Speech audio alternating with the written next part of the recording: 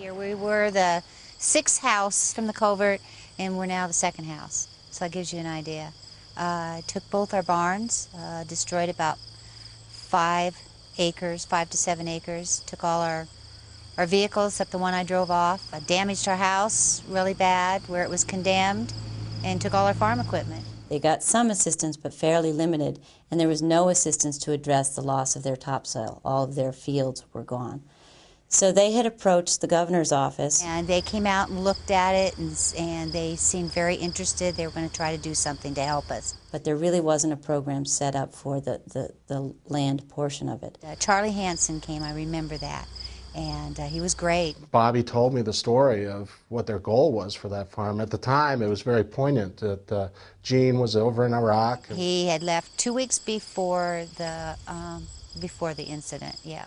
And Bobby told me their story about that they were getting ready to retire, and what their goal in retirement was to purchase this family farm and to farm it. We even tried to grow trees down there to see if we could grow something in it, and they died. Nothing would grow down in this field. It was all rocks and, you know, down to bare ground. I knew that this was the perfect application for a regenerated topsoil program.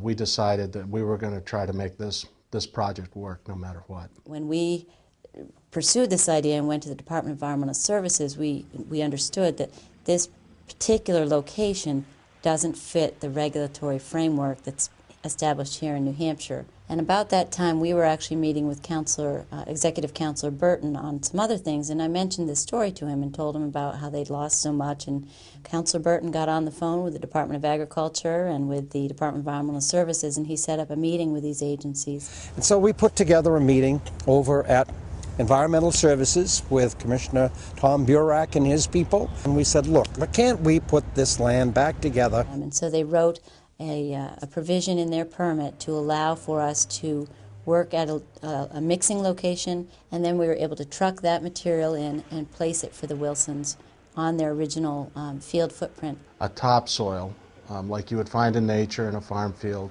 something that can grow vegetation, using base materials, sands, low-grade fill, and residuals, byproducts. We have a paper fiber that's much like peat moss, just a good source of organic matter, and then we'll use biosolids, which is basically a fertilizer. We just completed it in 2008. This first year you're going to see basically a cover crop. Due to time constraints, the goal is to just keep a cover crop on it until such time as Gene retires and he's able to spend full time growing vegetable crops. And I think this is really good to have something recycled, and we can show in a couple of years we'll be growing things on it. So it's exciting.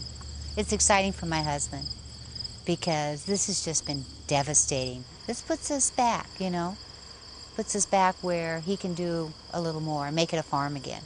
There's always a need for this type of project, this type of program, and now we've established that there can be a successful model to make this work. Now, the Wilson farm, that was an extraordinary circumstance, and we were very pleased to be a part of it, and we were very happy that it was a successful project for both the farmer and the environment. It was a beautiful piece of property. It doesn't look the same, but it's going to be pretty again.